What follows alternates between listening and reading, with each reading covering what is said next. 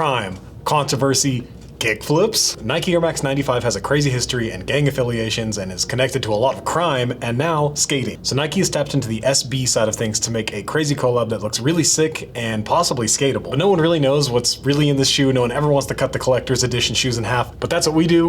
We gotta hold these brands accountable to make sure they stick to their guns. But what you might not know is that Nike tried to get into the skate world in the 90s, but skaters completely rejected them since they were seen as a corporation and skaters were very much anti-establishment, for skaters by skaters mentality, which is funny to see how different the culture is now that the biggest shoe companies are Adidas, Nike, and New Balance. So in 1995, the first Air Max after legendary Nike designer Tinker Hatfield, who designed the Air Max 1 and almost every Jordan that you like, he left the Air Max line to Sergio Lozano, who designed the shoe to look like a rib cage or striations in sandstone and like backbones and muscles, etc. But the shoe released to a very polarizing reaction, and it had some defects where the air bubbles actually squeaked. So an English TV show urged people to take back their pairs to the store they got them from, which led to an actual riot happening in the streets.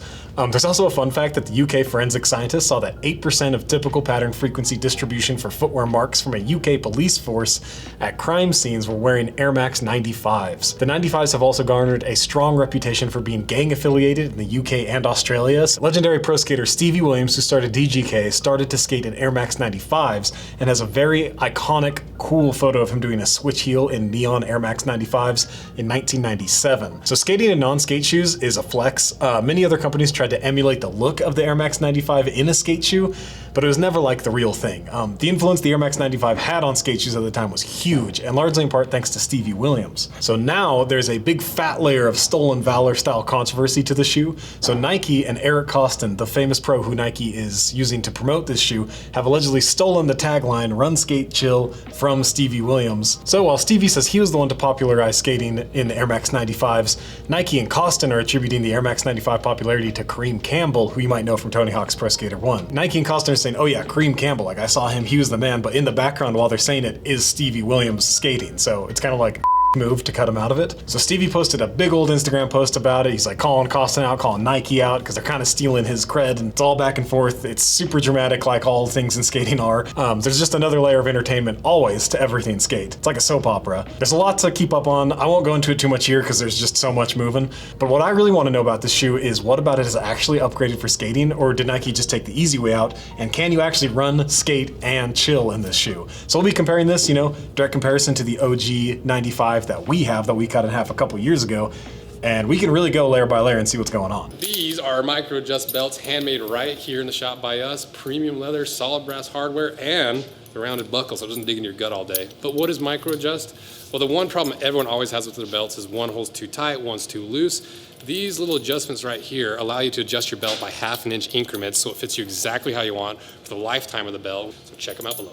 So what are these shoes that we're talking about? This is the Nike Air Max 95. It retailed for $175. They're all about $190 or $210 now, so they've gone up quite a bit in 2 years. It's made in Indonesia, and the positioning is the Air Max 95 originally takes inspiration from the human anatomy, leading to its distinctive wavy design. This version pairs mixed materials and visible Air Max cushioning for a layered look with unbelievable comfort. So I'm just gonna call this one the OG going forward. So now, what is this one? It's the Nike SB, which is skateboarding, also throwback to Sandy Bodecker, who started the division. It's the Air Max 95. It's the cactus flower colorway. It's $185. It's made in Vietnam, and the positioning, there is a big old block of text from the website, so I'm just gonna rattle it off. From the moment it dropped in the 90s, the Air Max 95 skeletal-inspired lines, unique synthetic materials, and eye-catching pops of neon green captured the era's aesthetics. Begging to be skated and documented, the Air Max 95's technical running design relegated the shoe to off-board grail. Tasked with adapting a running icon for skateboarding and preserving the look that forged its legacy, the Nike SB team embraced the challenge and delivered decades of dreams. Pivoting from the signature synthetics of the original, the Nike SB Air Max 95 features the suede and leather materials the squad loves to skate. Oh, this is just marketing. Whoever wrote this, awful. Modifying the layers of reinforcement designed for the rigors of running, the SB Air Max 95 features lighter construction with flexible materials for board feel and the functionality skateboarding needs. Oh, it just keeps going. It just keeps going, so I'm gonna stop. You get the gist. They say, it's upgraded for skating. We wish it could have been skating earlier, but it's an off-board relic, so now it's skating. All right, let's start going through this with the upper material. So in the OG, the model we have is 100% synthetic.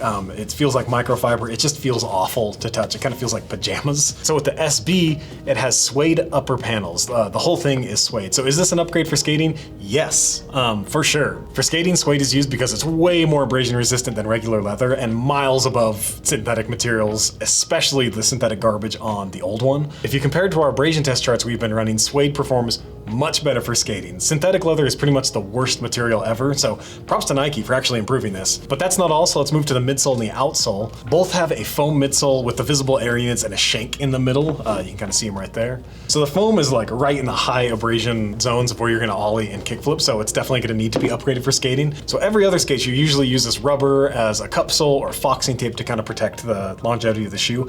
But in these, it's both foam, so I'm curious what they actually did to upgrade it. So in the OG, if we test the hardness of the foam, the OG comes in about 35 to 40 shore. It's pretty soft to the touch. The softer it is, the more squishy it's gonna be, but the less durable it's gonna be. Like it'll just start chunking off after you start ollieing. And in the SB, it comes in about 45 shore, so it's about 10 to 15 shore harder than the OG. It's still foam, but a harder foam is definitely gonna last longer when you're doing ollies and kickflips and just skating in general. It would also give you a more stable platform to stand on. You don't want it too squishy when you skate, or else you're gonna roll an ankle or just absorb all your energy when you try and ollie. Then if you move to the shank to see if they actually upgraded this or not, it's pretty stiff and rigid right there. Whereas this one, let's see if we can bend it. Oh, it bends much easier. Like I was having, pretty hard effort to bend that one. This one bends straight through. So if we test the hardness of this one, the OG comes in about 100 shore, so that's like as hard as you can get. It's just like a shank. Shanks are in work boots for like helping you stand on ladders and just like provide you support over the day when you're working. And if we tested the SB, it comes in at 65 shore, so it's way softer. So is it upgraded for skating? Yes. A super stiff and hard shank will make this shoe tough to skate in. Having more flexibility is definitely an upgrade for skating. What I'm curious about is the air unit tests. So I'm gonna run these through the exact same tests we did on the first shoe to see if there's any upgrades at all. So we start with a PSI test to see if there's any like actual air pressure in here. On the heels, both the OG and the SB came in about 18 PSI, and there's a big hiss coming out of the SB when we tested it. On the toe, the OG came in at 4 and the SB came in at 6, so they're pretty much the same, but at least there is some pressure in there. So we go to the test, the OG toe had 40 cc's, but the SB had 80 cc's, so they look exactly the same, but this one is able to hold more water, so that's good for more cushion, I'm pretty sure. But what really matters is the heel. When we test the OG came in at 50 cc's and the SB came in at 50 cc's, so I don't know if we just messed up the test on the first one or if there actually is more room in here, so we'll see that when we get it cut in half, we can kind of compare the size of the air units. So is it upgraded for skating? I think this is where the least amount of changes are actually gonna come. It kind of depends on how much cushion you like for skating. Like there's not gonna be a ton of board feel when you're in here. Is it upgraded for skating? Negligible. But the outsole is where we're gonna see the biggest changes on this whole shoe, probably. So both have rubber outsoles, but the SB has been changed quite a lot. You can see it right here. The lugs have been swapped from the waffle sole, which the waffle sole is like these squares with the nips on them. I think they call them nipples, to a more herringbone traction, which is the more traditional skate shoe pattern. And allegedly the lugs have been shortened, so you're not sitting so high on your skateboard. You'll actually be a little lower because that's a little weird for skating. So we started with the durometer of the material. So the OG comes in about 70 shore, which is pretty hard. It's like the hardness you see in like a work boot, and it's gonna last a long time, but it's gonna be pretty hard on foot and slick. And the SB actually comes in at 60 shore, so it's gonna be a lot grippier, a lot more flexible. Yes, it is upgraded for skating. The lug height, if you tested the OG, it's 5.5 millimeters, and the SB is 4 millimeters. So they definitely did shorten it. Like you can kind of see by the way it sits. You're just gonna be lower to your board, which is gonna be better for skating. Are the lugs upgraded for skateboarding? Yes, I will definitely say they're upgraded. I honestly can't imagine skating in these big, tall, hard lugs, so shout out to Stevie Williams in the 90s for making it work. So far, I am shocked. Like, the Nike is actually a better shoe. Like, we did this with the Jordan 4 SBs, and it was like pretty much the same shoe with like a little bit of suede on the toe. So far, shout out Nike. Like, I cannot believe it. I'm sure you came to this video and like, oh, they're gonna destroy it. So I'm flabbergasted. So let's get this thing cut in half and see what else might be hiding on the inside, and we'll go from there. So let's chop this.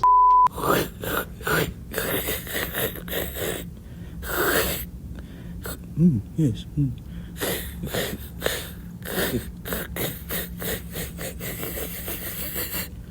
Yeah.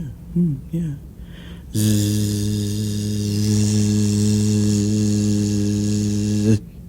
All right, so we got them cut in half. Make sure to subscribe and like and comment and do all that nonsense, because it's really the best way to help us afford all these expensive shoes. Like, this is like a $500 video right here, and we do that every week. So, give us a little support. It's the best way to do it. So let's see what's inside.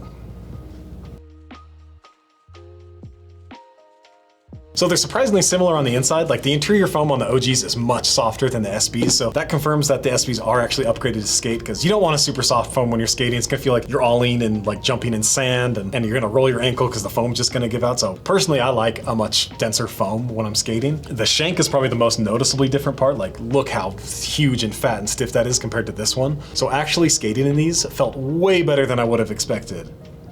But when I was skating, I have never had so many problems with my shoes, ever. So while the upper is suede and made for skating, I put a hole in it after 1 day. Look, you can see the hole right here. This is after 1 day of doing kickflips. I put a hole straight through it. And it wasn't even that many kickflips. I was trying to do 100 kickflips to see how it wore. So it's probably about, 200 or so attempts. These are $200 shoes, and I'm putting a hole in it in like 40 minutes. That's awful. But I wasn't too concerned because it's like, oh, it's okay because, there's like 4 layers of leather I have to go through. I was chopping up to see if it's actually really double layered, and you can see it is not. So all of these layers are just for show. They all stop right there. So honestly, it's just adding more fail points. So that's terrible. But unfortunately, that's not all. So the outsole, it's upgraded for skating. I would never want to skate in this ever. But this outsole, I mean, the same exact story. This was peeling off after 40 minutes of doing kickflips. 1 day, I cannot stress this enough. It took 1 day, not even 1 day. This took literally like less than 45 minutes to bust through the shoe in 2 places. So this shoe is well above the price of anything else on the skate market right now. Like maybe some like fancy special edition collabs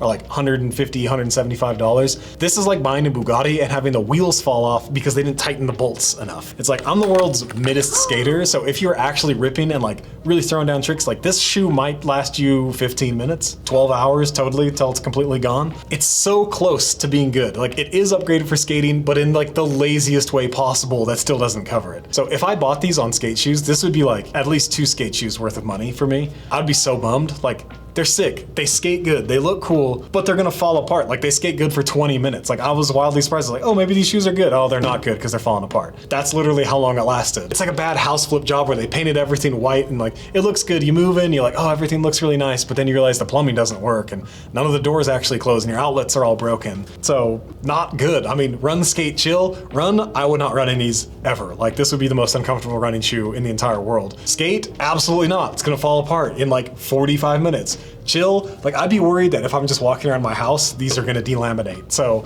not even close. And I feel like we're always talking mad trash on Nike. They're the biggest shoe company in the entire world. Like they have the resources to make products like this better. Like you make this 10% better and it's gonna be super cool, but you don't. And it's like, it's almost there. So you get a cool but not functional product that's just riding the tidal wave of nostalgia and piggybacking on skateboarding's coolness and credibility. And that sucks. The actual skaters can't even get the shoe anyway. So it's like, just do it. Follow your own advice and just do it and just make a better shoe. So Nike's like 99% of the time, it's just style over substance. And there is that 1% that's actually really good and like pretty sick, but most of it's not. So if you like to look at your shoes and not actually wear them, go for it. But these aren't it for skating. So let me know what else you want to see. This is probably the most egregious skate upgrade I've ever seen. This might be one of the worst skate shoes durability wise. This lasted less than like the worst skate shoes I've skated so far. So, oh, this actually bums me out because I was so excited. Like when I first started skating these, I was like, oh, these are actually good. I would have never thought I was gonna like these. And turns out I don't. So I like skating in them in theory, I guess. Let me know what other shoes you want to see, like anything else we should cut in half, because these are the cool videos to do because no one else wants to cut these in half because A, they're expensive, B, they're hard to get, and C, when you get them, you don't want to destroy them. So let me know. Sign up for the skate testing pool below, get your clips in the video, get your opinions. I'll reach out to you and like see what you guys think about skating. It's just a really good community resource for like long-term wear reviews. All right, that's it. Peace.